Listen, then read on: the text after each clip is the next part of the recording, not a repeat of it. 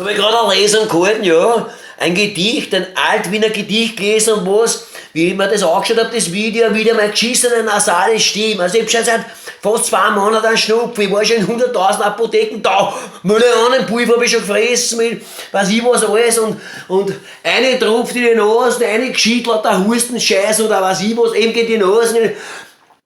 Die geschissenen Arschloch Pharmakonzerne, diese Hurenwissenschaftler, gegen das haben sie einen Träger, für die Scheiß, für die alten Hurner oder für die alten Trotteln, die Schönheitschirurgie, da haben sie gegen jeden Scheißdreck haben sie was, ja, oder weiß ich was alles, ja. Aber gegen den klassischen Schnupfen oder gegen die Heiserkeit haben sie einen Dreck, da kannst bis warten, bis im tiefsten Frühjahr, bis im Sommer, bis der Dreck von selber geht.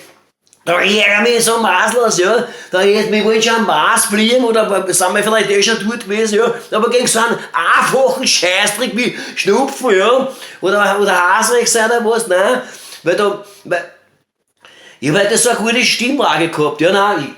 Da hab ich die Lesung gehalten, Da dreht sich sogar der Weihnachtsmann um. Siehst du, der dreht sich der sogar um. Ne? Ein wunderschönes Gedicht vom Camillo Oelberger, das heißt Winterpracht in Schönbrunn, arschenswidrig, total nasal. Ne? Ist nicht hörenswert, aber da bin ich so angefressen. Das ist eh geschissen, Schönheitschirurgen. Ja, Mann, weil ich das gestern in einer Zeitschrift wieder gelesen habe, ne? Die Schönheitschirurgen. Ein Wahnsinn, wie viele prominente Menschen, die schon nicht nur Hollywood, arabische, alte Hurner und die ganzen. Alles ist wichtig, dass die Schönheit am Arsch darf ja kein kleines Falten und so was. Aber kein geschissenen Schnupf haben sie am Dreck! Diese geschissenen Pharma-Wichser und die ganzen Ärzte, die Vollsautrotteln!